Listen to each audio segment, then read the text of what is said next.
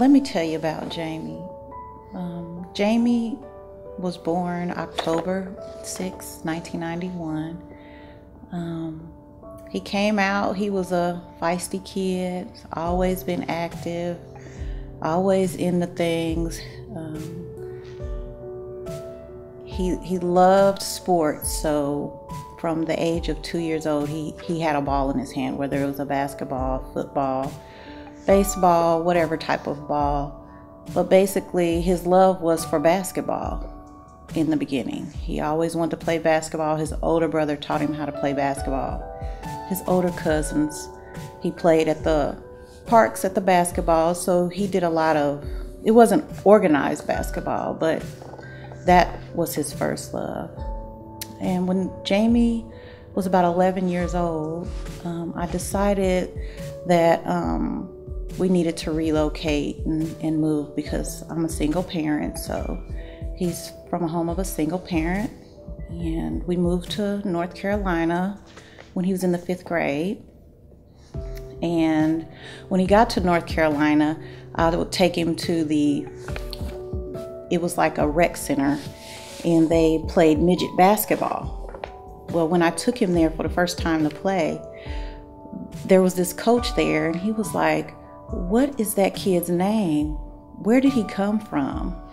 And so from that point on, he was playing basketball. He played AAU basketball, so we were traveling all the time. And then after 5th grade, he went to the 6th grade, and in North Carolina, they can't play sports in the 6th grade, so he had to wait until the 7th grade. So he played basketball in the 7th grade for the school. He actually played so well that he took their school to conference play for the first time. So he was really good in basketball. Well, they had a football team, and that's something that they didn't have back home in Illinois. So he started playing football in the 7th grade for his middle school. He was actually the quarterback. So he was one of those quarterbacks that would run the ball all the time. So he was really good in that. And then 8th grade came, and he played basketball in the 8th grade. And the 2 high schools that were local were wanting him to come to their high school and play basketball on their team. Well, the high school that he chose to play basketball at was the high school of his friends that he played AAU basketball with. So that's the school he decided to play basketball at. And he also decided to play football his freshman year as well. He actually played varsity basketball as a freshman, and then they wanted him to play varsity football as a freshman, but I told Jamie, I said, I think it's best that they only allow him to play 8 games. So I said, I think it's best that you just wait, play JV football your freshman year, and then next year, you can play varsity. So he played football and basketball, and he ran track in high school. Jamie was a good student. He wasn't the kid that slacked on his grades. His GPA from high school from his freshman year to senior year was 3.0 to 3.6 GPA. So he was a really smart kid. And the thing about Jamie, if his grades got to a level where I didn't approve of, he could not play. So his coach would call and say, is there a reason why Jamie's not playing? And I'm like, yes, there is a reason why Jamie's not playing. He's not focusing to where he needs to be to make the grades that I know that Jamie can make. So he was a really good student. The teachers, they loved him. He had lots of friends. He was very popular. The parents from his other teammates, he grew up with those guys, so they became more like brothers than they were, teammates and best friends. But that's the thing about him, he was always a team player. So when his senior year came, we did a lot of traveling, going to the different colleges, visiting different schools.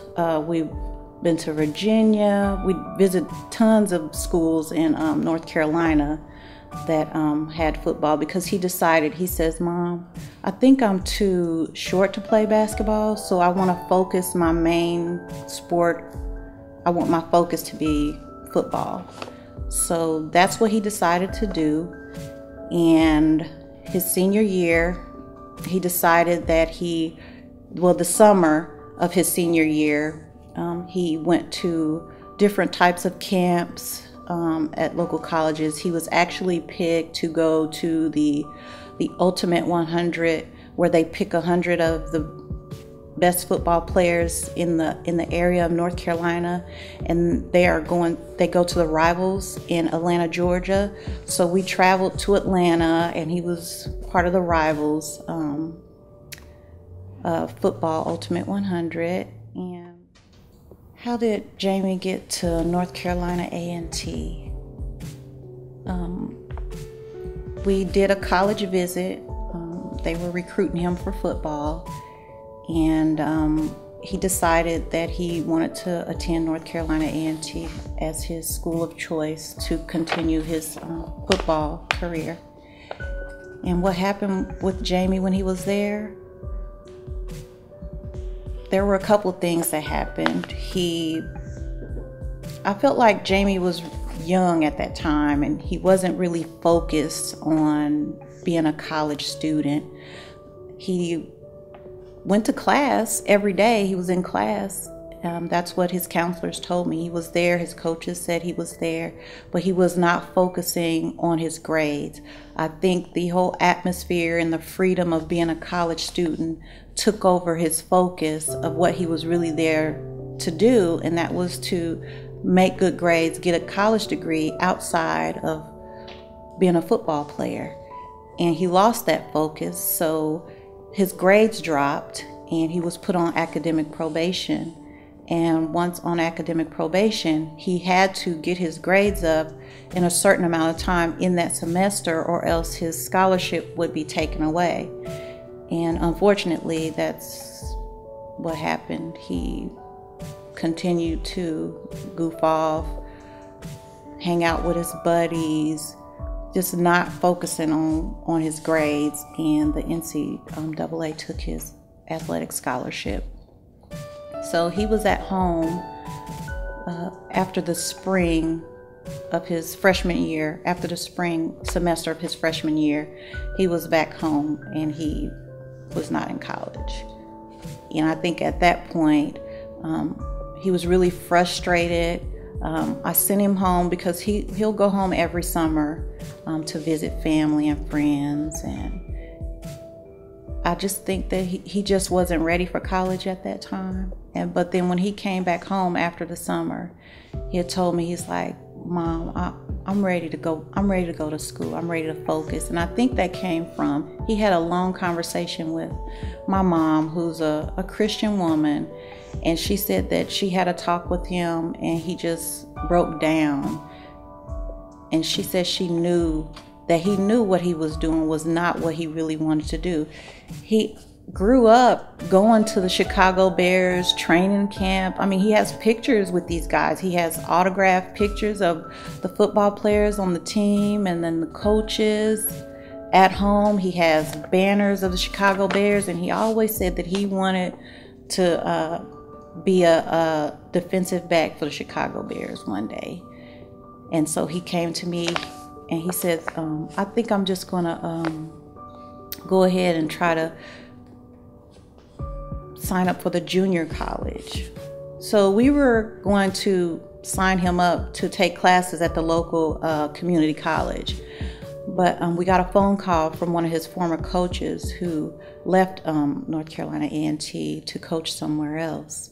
And so we decided he told me in order for Jamie to stay eligible, NCAA eligible, that he needed to go to a school, a junior college that had a football team where he could focus on getting his grades up, stay NCAA eligible, and then he could come back and in the future play for them possibly, or if someone else was scouting him and could see his talent, because he said that Jamie really had a gift to play football, and he didn't want him to throw his dream away by going to a community college. So that's how we started looking for a junior college to get Jamie enrolled in. Well, what happened after that, we were contacted by his former coach, who said that he had a coach that was helping them on their football team that was from this area in California, Riverside County, Palm Desert, California. And the school was College of the Desert. And he said that he wanted me to get Jamie's his highlight tape and put it on YouTube so he could email it and send it to different junior colleges to see if they would be interested in helping Jamie get on their team right away so he could get started, so he could start getting his grades up to come back to the East Coast. And that's what happened. The defensive back coach from College of the Desert called us and said that he liked what he saw on the highlight tape and wanted to know if we would be okay with Jamie coming out to the school. Well, I said, well, let me, talk to Jamie first and see what he says. And so they did have a conversation over the telephone. They talked, and we looked at the school online, looked at the web page just to get an idea of what the school would be like. And I felt like it would be okay. He felt like it would be okay, but he didn't want to go so far away from home. That was the only thing that he did not want to do. He felt like going all the way to California wouldn't be a good idea, but he said, Mom, I'm only going to be there for 1.5 years just to do what I have to do to get my grades up to come back and play for my coach. So that's what happened. It was August 1st, 2011. I talked to the coach. There was no real list of things that we were supposed to do. He just told me that I need to have him out here by this weekend, which was the 5th and the 6th of August of 2011. And he said, I need you to send him with $1,000. I need all his shot records. I need grades, everything like that. And I'm very organized as a mom. I always have a paper trail of everything. So when he was being recruited, anything that they needed, Jamie had. So I made sure that he had all of that, and I came up with the $1,000 to put him on that plane to send him out to Palm Desert. That's where he flew into Palm Desert, California, and he got there that Friday the 5th. So he's on the plane of College of the Desert, and what happens next is he gets there, he calls. My son called, even when he was home, he called me every day, 3-4 times a day. I guess you could say he's a mama's boy, which he is. We're really, really close. But as soon as he got there, he called. He was like, Mom, it's really beautiful here. The trees, he had never been to California before, so the area that he in was a very fluent area. It was beautiful. The palm trees was very clean. And he said, well, I made it, and I'm gonna call you back later once we get to where I'm gonna be staying. So he gets to where he's staying, and he calls me. And he calls me the next day, and he says, Mom, and I was like, so how is it? And he said, Mom, I don't know about this. I'm just ready to come home. And I was like, but you just got there. I don't understand. He was like, it's not what you think. He said, we probably should have just did a visit out here first. He said, the coaches lied, Mom. It's not what you think. He was not actually staying on campus. The school actually had not a hotel, but an apartment complex where they housed all the football players in one housing unit. So he was actually in an apartment house, 2-bedroom apartment house, and it was 5 football players staying in. They actually put him in a room that was overcrowded. It was supposed to be 2 football players per room, but they put him in a room with 2 other guys. So it was 3 in one room and 2 in another room. And I was like, so what about the money that I gave you? He said, well, coach took me to go get a mattress and a box spring. We're sleeping on the floor. We don't have bed frames. He said, there's bugs everywhere. Now, mind you, he's used to being on a college campus where, you know, in a dorm, nice rooms, bunk beds, heat, clean, neat. So going out there, he was like, it's not what you think. And of course, a mom, I'm worried because I sent my son out here. I was going by what the coach told me, that he was going to take good care of him and make sure that he had everything. Well, he called me the next day and he said, Ma, I think I want to go somewhere else. He just complained about it a lot. I was like, Jamie, it's not like you. You can make friends wherever you go. I don't understand why you're having so many problems. He said, I'm just not getting along with some of the guys here. And I was like, well, you don't have any friends? I don't understand. You don't have one friend? He's like, no, Ma, I don't have any friends here. And I was like, well, is there a problem? He said, well, they're immature. They're a little childish. He said, I don't understand why. But the thing about what he was telling me, he wasn't giving me everything that was going on. He wasn't giving me any of the details that was going on with him and the guys. And I don't know if it's a guy thing or you just don't want to tell your mom how bad it is because you want to try to stick it out. So I asked him, I said, well, Jamie, do you think that you can stick it out for a year and a half? Just a year and a half, and you'll be back home, and then you'll be able to play with familiar coaches, familiar people that know you, that's been there for you. He's like, well, Ma, yeah, I'm gonna stick it out. And so I called his coach and I said, look, I think that I wanna move Jamie closer to the school in an apartment complex, and I'm willing to pay for his housing. And the answer that I got from him was, we made arrangements with this apartment complex so we could house all the football players together in one area. So I don't think that that would be good for Jamie to separate himself from the team. And I said, well, the problem is Jamie says that he's having a problem with some of the players on the team. He can't get to anything like a facility to where he can get anything for personal things. Like he says he's constipated, and he said that he needed something for the constipation. He was in so much pain. Well, the coach told me that he would check into it and that he would make sure that he get him something for the constipation. I said, well, do you have a nurse that tend to the football players? Because of course, when you're in a college, they have a nurse for the football players, somebody that they can go to. So that was one of the things that Jamie complained about. He complained about the conditions of where they were living. He also said that he was disciplined for not going to practice one day because he was so constipated that he couldn't practice. He was in so much pain. I know that there was a day that Jamie called me. He said, Mom, practice was great today. You need to call the coach, talk to him. I did good. I did my thing. I'm getting in shape. I'm looking like the college football player out there. You'd be really proud of me. He told me that their first game was September 3rd, that Saturday, and I was making plans and arrangements to go out to see his game. And so I did. I called his coach, and I know they probably got tired of me, but that's just the type of parent that I am, and I've always been that way.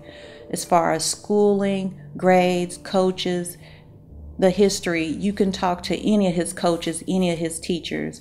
I was always there. I was on the booster club. I was a concerned parent. I did the email. I was at the school. I was always there. So even though he was in college, for me to constantly call a college coach, because they tell you that to some degree you should give your kids freedom. But how do you give a 19-year-old freedom out in the middle of nowhere. He has no family. He has no friends. And then the coaches, the coaching staff, they live miles and miles away from all these football players that are housed in this facility. So I was constantly calling, and he did say that Jamie was a well-mannered kid. He said he was a humble kid, a good kid. They never said anything. He never said anything bad about Jamie when I conversated with Jamie. He never said that Jamie was disrespectful. He never said that Jamie was aggressive or angry or violent or anything like that. So I just didn't understand how this was going on. But like I said, I didn't know everything that was going on. The first time I heard of the incident, it was September 1st. And I had spoke to Jamie earlier that day. He had called me and told me that he was on his way to class and he was having a good day. He actually called me twice. And by that time, they had went on a field trip, and Jamie couldn't call me every day, twice a day like he wanted to, because on that field trip that they had, he dropped his cell phone in some water. So he was calling me from one of his roommates' telephone. But he did call me continually every day to contact me.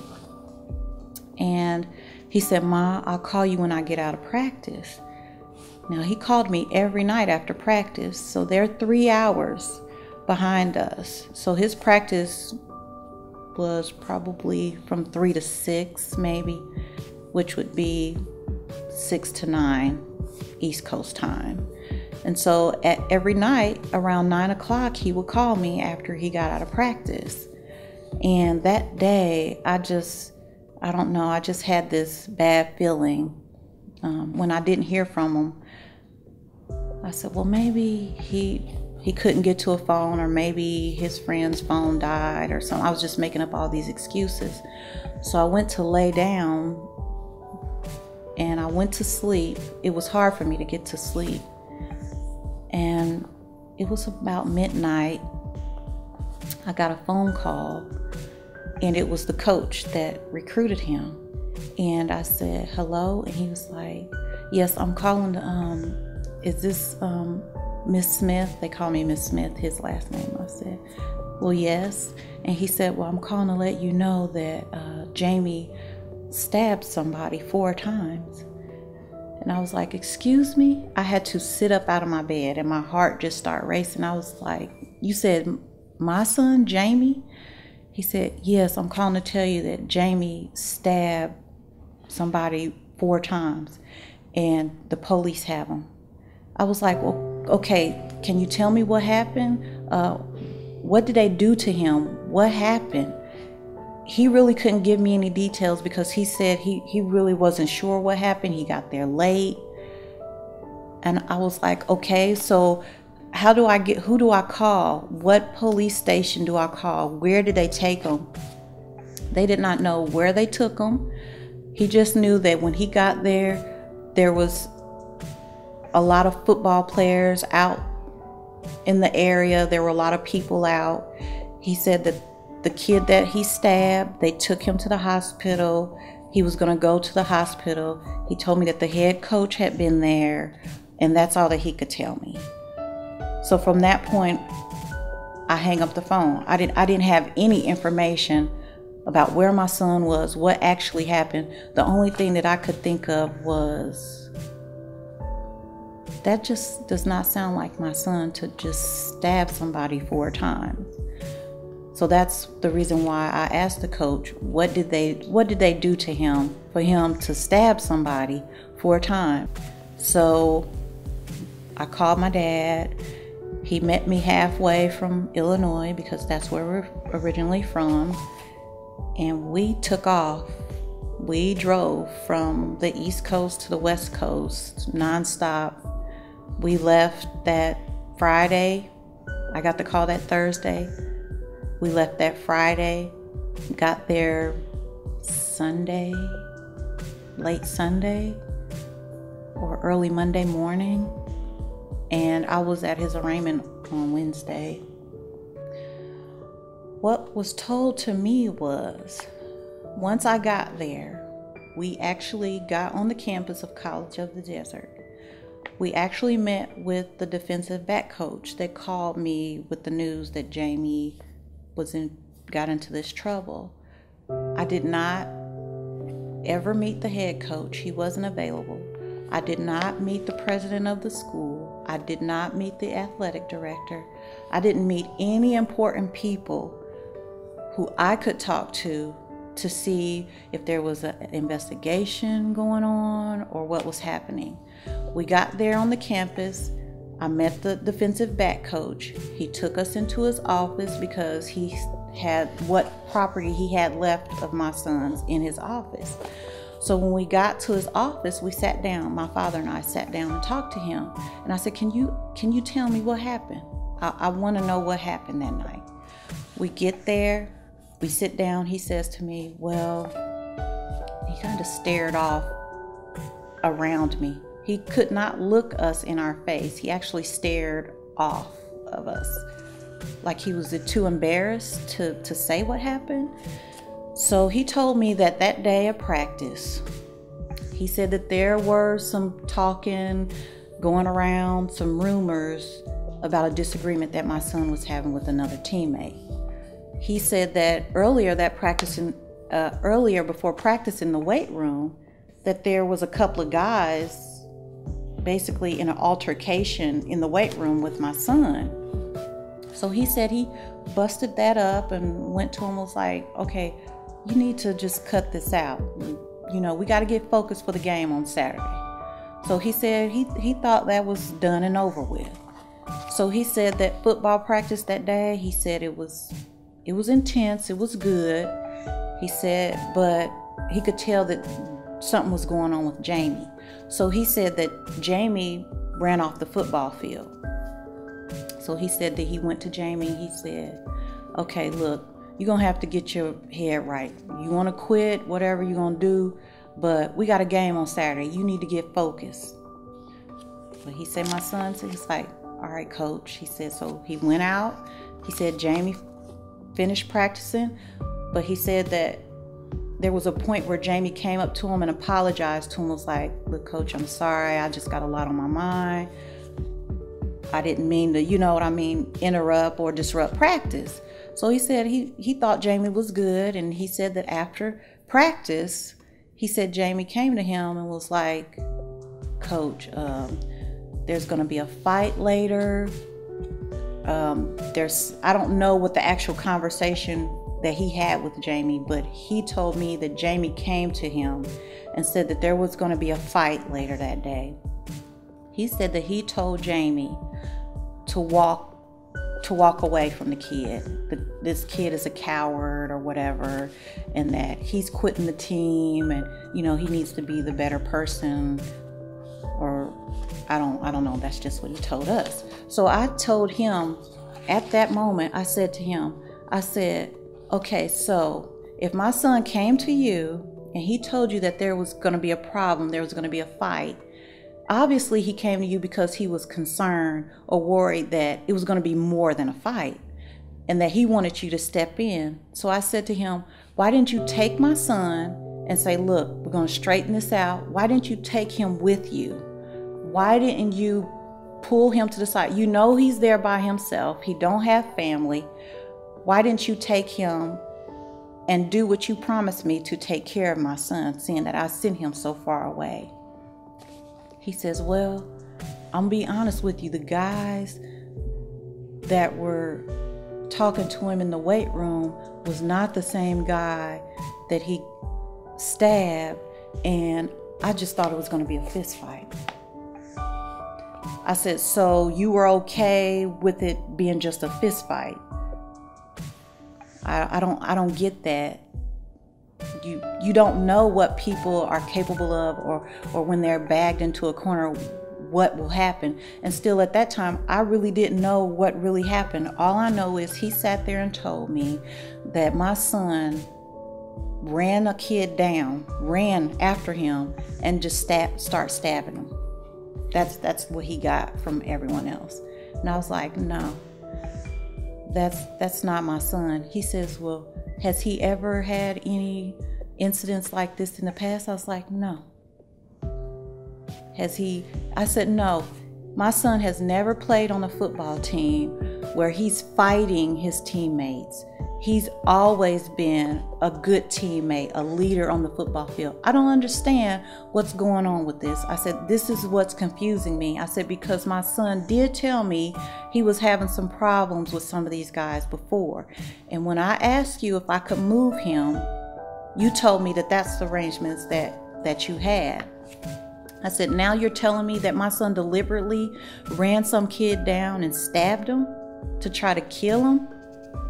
But that's when he changed it, and he said to me, he said, well, ma'am, the other boy, he's just as much as guilty, as Jamie, but I didn't know it was going to get this bad. I honestly just thought it was going to be a fist fight, and we could deal with that, and it would be over. And then he actually told me, Jamie had called me a couple of times, and he told me that his voice was a nervous, like frantic type voice, like, come get me. You need to come and get me. I don't know if he said, I need you or whatever, but the coach told me that Jamie actually did call him twice and told him to come and get him. But with them living so far away, he couldn't get to Jamie in time. And by the time that he got there, he said the police had already handcuffed Jamie and had him in the car, and the other kid was on his way to the hospital. So basically what my dad and I did, we left College of the Desert, and I tried to get to where I could go see him, but at that time they weren't allowing him to see anybody, because it was just over the weekend and it was a couple of days later, and his arraignment was on that Wednesday. So when I got there that Monday, that's when I had talked to the coach, and we were just basically waiting. So we had to drive back to LA to wait for his arraignment on that Wednesday. And then once that Wednesday came, I wanted to try to see him before he went to court, but I wasn't able to see him. And then when we got in the courtroom, I had saw my son for the first time in 4 weeks, because he had only been there 4 weeks before this whole situation happened. And when I got there were TV cameras everywhere, because it was a big story. The school, obviously,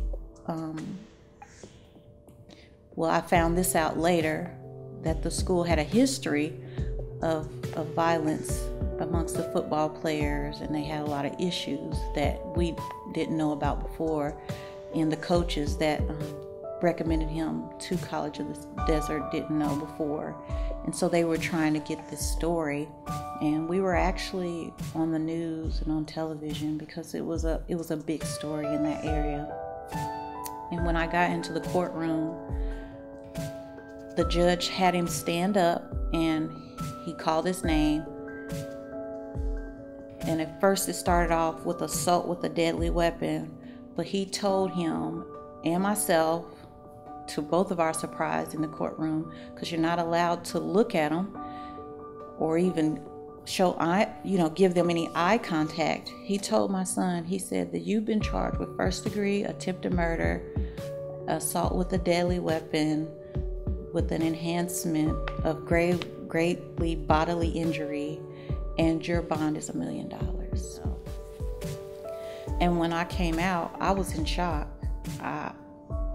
It went from assault to first-degree attempted murder with $1 million bond. And I called the coach, and I told him what happened. He was speechless. There was dead silence on the other end of the phone. I said, I thought you told me that this other kid was not injured badly.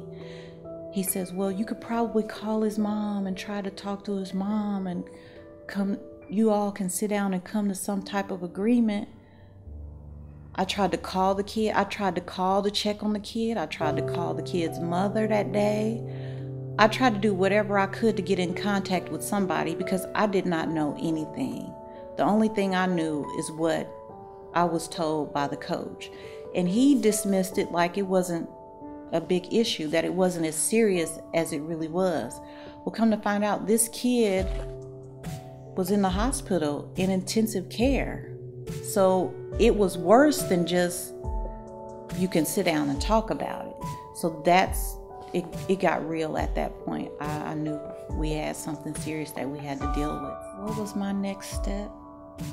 My next step was to get a lawyer, to get somebody to help us with this. I did not know. I'm in a foreign place. So I called some friends back home who might know someone in the Chicago area, that might know someone in Los Angeles area. And one of my friends gave me a number of a lawyer in Chicago that was a very good lawyer, who gave me the number of a lawyer in Los Angeles. So we hired them. I signed the papers. I went to actually go see Jamie that Thursday, I believe. And I told him, I said, we have to leave. We got to go back home. I said, but I'll be back. And when I talked to him, I had to talk to him through the glass. And he was really upset, and he was crying, and he's like, Mom, I was so scared.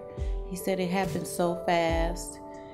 And he said that he was just trying to defend and protect himself. And he said, I ain't know what to do.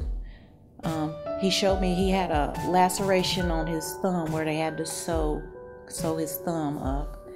And then he had like a couple of bruises around his eye and his nose. So I don't know if he was hit in the face. Well, I'm sure he was, but I don't know if that's it. I'm sure it came from the fight. But after that, we went back home, and the investigator, I had to pay for my own investigator because they didn't have an investigator that they used that went in with the money. So I had to pay extra for an investigator who started investigating everything. And the investigator was doing a good job. The lawyers were going out. Well, just the one lawyer, he was going out there. I think they both went out there a couple of times. But when they would sit down with Jamie, they asked him the questions. There were several things that Jamie wanted them to do, and he called them a lot. I called them a lot that they just would not do. So there were several times when Jamie would say, Ma, I've talked to people who are serious about their job. I'm looking these guys in their eyes. They're not serious, Ma. They want your money. They're not trying to help me. I can't contact them. Their phones are busy. They don't come and see me. They don't come and get statements. So I just kept trying to be positive about the whole thing. I was like, well, you know, they're really busy with other cases and things. They're going to do their job, Jamie. They're going to do what they said they were going to do. But there was times when they would go have the investigator go out, and the investigator did what he had to do, and then they hired another investigator because they thought maybe that if they got a different type of investigator, an African-American investigator, that the football players would be open to talk, because at the time they had an investigator go out there, they wouldn't speak to him. So the lawyers kind of felt that they had this code of silence going on amongst the football players, to where they weren't allowed to talk, or the coach didn't want them to talk. We didn't know really what was going on, but they weren't talking. Anything else. So at that time, I did not know what was going on, but the lawyers constantly sent me emails and kept me up to date on what they were doing. So the part of the story that I did get from the investigators is that there was a beef or something going on between Jamie and the guy that he stabbed. and it went around campus amongst the other football players that this kid was planning to fight Jamie.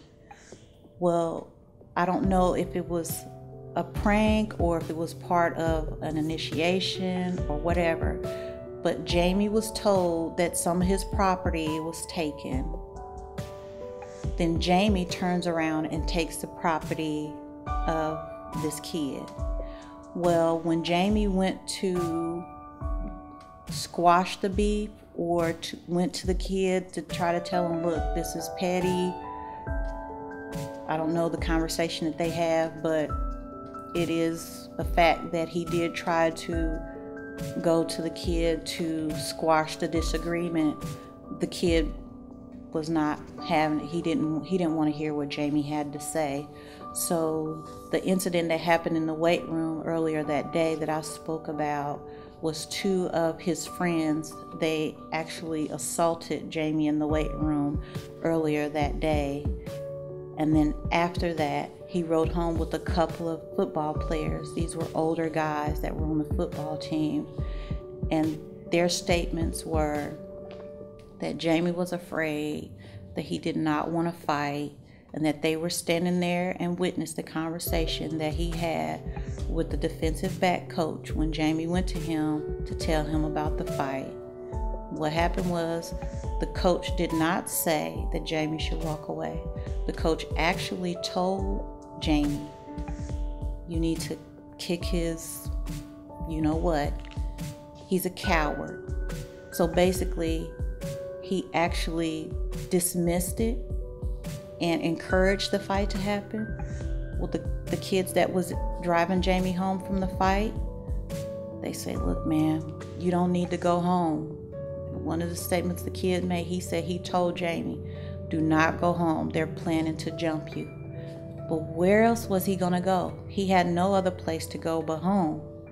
So once he got home, the car that he was in with his other teammates, they just dropped him off and left. When my son got to his apartment complex, there was 25 to 30 football players standing outside. His door was kicked open. When he went inside the apartment, it was ransacked. All his property was damaged and stolen. Well, some of his property was damaged and stolen. When he went inside, he was met at the door by a couple of the football players who told him that he needed to come out of the apartment complex. And if not come out, then they were going to come in. So what my son did was, he was still in his basketball shorts. He went to scrounge around to try to find something to protect himself, because basically they told him that he was not only going to have to fight the kid that he had the beef with, but he was going to have to fight several of the other guys that were outside, mainly the two that was in the weight room that morning as well. So when my son put the knife in his shorts, he went outside. The kid that he stabbed had on my son's jewelry. He had on his hat. He had his property on. And I'm sure there was a lot of instigating and intimidation because at the preliminary hearing, they said that it was an actual fist fight and that there was not a knife pulled out at the fight, that they were actually talking back and forth to each other. I don't know what was said, but they were actually fighting. And when they fell to the ground, that's where Jamie felt the other punches coming from other guys in the fight. And then he pulled the knife.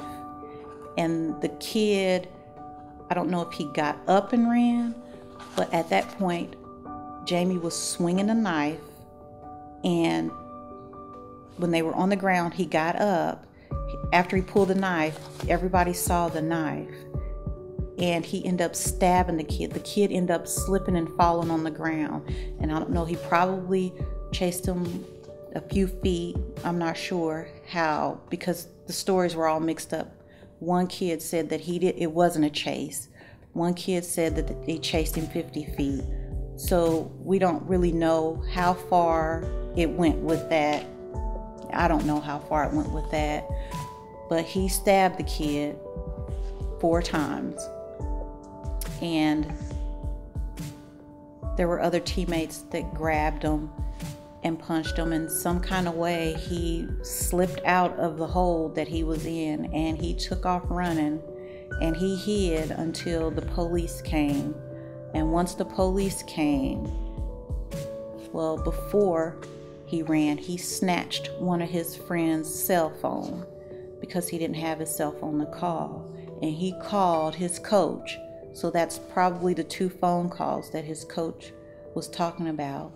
And Jamie said that when he called him for help, and the coach told him, "I'm sorry, I can't help you. You need to call somebody else." So that's when he hung up, and Jamie said, I called him back and told him, "Look, you need to come and get me. I need your help." And by that time, the police had came, and Jamie came out of hiding. And even the lawyer said they don't know how he got away, that he had to be pretty fast to get to where they found him or where he ran. I really don't know that part.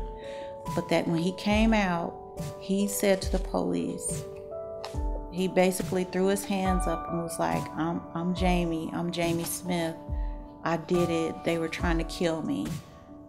And that's what I have as far as what happened. What would I like to see happen? I would like to see all of those involved held accountable. My son never denied that the fight happened. He never denied that he used the knife. He never denied that there was a fight. He has always admitted his wrongdoing in this whole situation. But the fact that those in authority were negligent professionally, and from the day of that incident until now, I have not heard anything from the school. I have not heard anything from the president of the school, the athletic director, the head coach. The defensive back coach is no longer at that school. I haven't heard anything from anybody. It's just like after that day, they threw my son to the wolves, and it was just like, you deal with it. You deal with the legal stuff. You deal with the aftermath. You deal with the part of your son being thousands of miles away from home with no family, in a jail and in a prison. I didn't get anything. I have not spoken to the victim. I have not spoken to his mother. That was something that I would have liked to have done. I would have liked to talk with them, because that could have been my son in that situation. He could have been hurt badly. I could have got a different phone call. I could have got a phone call that my son was beaten to death. But I have not heard anything. I have not gotten anything. And the only thing that I've heard from that school, they've been sending me a bill for $2,300 saying that my son owed them for classes that he never did take. I just want some exposure to this whole situation, because they were professionally negligent and nothing has ever happened or has been done. And I'm sure that my son's situation is just one of many situations when you send your children off to school and you think they're going to be protected in an environment that you have instructors, you have teachers, you have coaches, you have professionals. You don't expect to sit at home and have bad feelings before you go to sleep at night that something is not right with your child. And then you're awaken out of your sleep hours later, and that's what happens. But hindsight is 20/20. I always said to myself, maybe I should have listened when he was calling. It's like, Ma, I'm ready to come home. It's not what you think. I'm ready to come home. And I blamed myself a lot for that. But I just can't get over the fact that all the people that were involved, even some of the football players that assaulted my son, that helped in the fight, that vandalized his apartment and stole his property, they were not disciplined. They were still playing on the football team. They were saying that these other kids could not be charged. And even the kid that, I'm sorry to say this, the kid that was hurt badly could not be charged with anything because he was hurt the worst in the situation. I just don't understand how one person is being punished for this situation. And I want something to be done about that. I think it needs some attention. Was I promised anything from the attorneys? Yes, they promised me that they could give Jamie the best defense, that they felt like what evidence they had, that they could prove that Jamie was defending himself. They let me know all the witness statements that they had. They said that they were very strong witness statements. They also told me that they were going to subpoena one of the kids that actually, when they went out to the complex area, told them to their face personally, and the investigator got that on record. He said, I knew he was scared. I told him I was going to mess him up after practice. And basically they said that they were going to make sure that these guys were subpoenaed. They were going to be in court. He said that, how does Jamie know that I can't win a case in this area? Because at this point, Jamie was just really adamant about me firing these guys. He said, Ma, something's just telling me that they're just taking your money. But you know, this is the thing about them. They kept promising me that they were going to have a good defense for him. But all the time that they were promising me this, they were talking about money. And I was just like, okay, you're going to get your money. You've gotten the preliminary money. You're going to get your money. I had given them half of that money. I have emails where we've gone back and forth where we talked about money. And I was like, I just really don't appreciate, you constantly talking about money.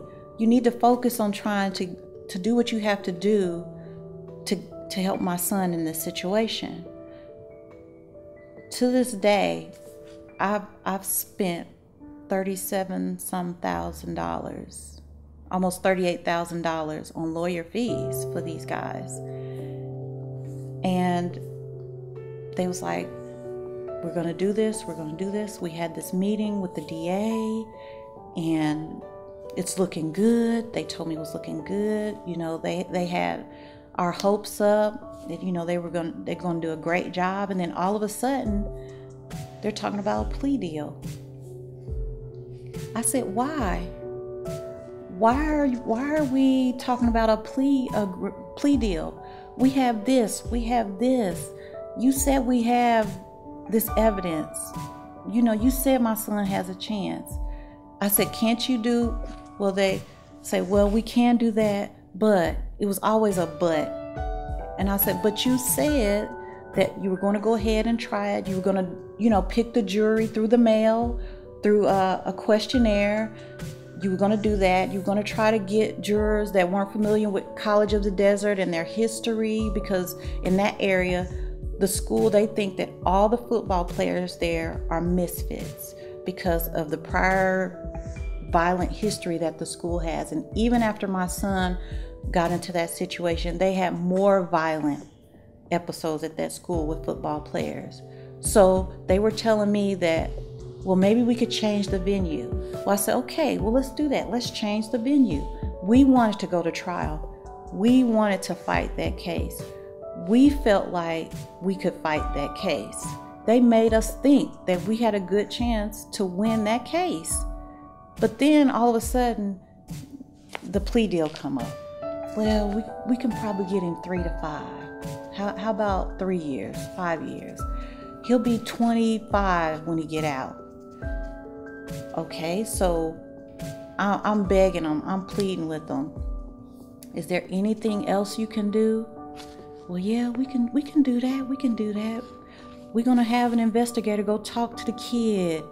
But if they fly that kid back and he gets in front of that jury and he starts telling his story and they see all the bloody pictures, the blood from, the fight, I don't know. I just don't think that Jamie's going to have a chance. I said, but they came to him. They came to him. He was dealing with that all day long. He went to the people that he was supposed to go to. Can't you subpoena the coaches? Can't you do this? I don't know. I'm asking all these questions. So I get, well, we can change the charge to second degree, or we can change this. That's not what we want. We want to fight this case. Well, I'm not sure. He's going to get an all-white jury. Excuse me. It was always something to counteract what we were feeling and what we really wanted. And I think at that point, Jamie was believing them.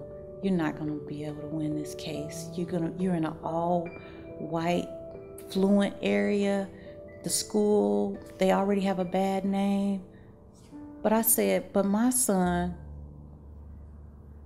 is not a misfit. He was only here for 3.5 weeks. We had character letters. We had everything. He had letters from coaches, teachers, family members, community members talking about my son, how he's a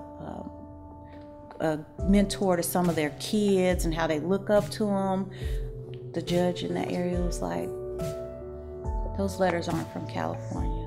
That's not going to work. Mr. Smith, your letters are real good. Your character letters are real good, but we can't look at that. I mean, so all of it was there, and that's what they promised us. You pay us this money, we're gonna get you the best defense. We're good. We know what we're doing. Well, come to find out, the lawyer that I initially talked to, that was referred to from a friend in Chicago, referred me to a lawyer that did not ever try a murder trial. So that's why he had to bring his assistant in, I don't know, to help him with it. But the assistant was not consistent. He was not in court. Every time there was a hearing or a case, my son would say, well, is he not on the case anymore? Is he not helping out anymore? And if I'm paying 2 lawyers, why isn't the other lawyer involved? Why are you the only one going down there? But when it come to talking to my son about a plea agreement, he was there. So I'm not sure. I'm telling you what I know for a fact that happened, that I've discussed with these guys, that he was not there. I asked those questions. Well, why is he not there? Why hasn't he been in court? Why haven't you tried to contact him? Why haven't you done this? So September comes around, September 2012. Jamie says to me, he's like, Mom, I don't want to spend the rest of my life in prison. They telling me that if I try to fight it, they're just gonna slam me, because basically in that area he was afraid, because he's a black man in that area, and they were giving a lot of those guys a lot of time. A lot of those guys that had cases that they could fight. And I just did not understand why, if the lawyers felt that way in the beginning, why they couldn't change the venue to a different location, to where these people did not know the school or the actual story. But September came, and I tried to talk to my son to say, let's fight it. And he told me he wasn't He wasn't going to try to fight it with them, he said, because I just don't feel that they have my best interest. And he said, Ma, I want to see you again. So that Monday on the 17th, I had got a call from the lawyer, and he said, Jamie has to make a decision by Monday. And the only way that you'll be able to see him. He's not going to spend the rest of his life in prison. But basically, I truly believe, because at one point Jamie was talking about fighting it, and then all of a sudden he changed his mind because he was afraid that they was going to give him life in prison. I said, but Jamie, you were literally defending yourself is what you thought. And he said, Ma, I did not know that kid was hurt like that. I mean, he was really upset. He was like, I didn't know. He really didn't know anything. We found out later that no medical records or hospital records were subpoenaed. So we did not know any of that. So after that court that Monday, I thought something was going to change, but I got a call from the lawyer, and he said that Jamie signed a plea deal for 8 years. What can you do to help? You can help me by making people aware of what happened to Jamie Smith. I always get asked those questions, and I see so many situations on the news and on television about bullying, about initiation, about hazing, about situations that's going on these college campuses or amongst football players and teammates that should not be going on. And then when you have somebody who feels like they're defending themselves or acting out against it, but cried out for help before, and there was nothing done. I've tried contacting the state of California, the senators, the governor. I've tried contacting these people to shed some light on that situation, on that school, on this whole incident. And I just need your help in getting the story out and hopefully getting more of the truth out about what really happened, because I really don't know what happened, but what I have on paper legally. But I just feel like it was just done in a secretive, quiet, hush type way, and I don't think it should be quiet anymore. I think that you can help me get this out to the public, that there was something wrong done, and that it needs to be corrected.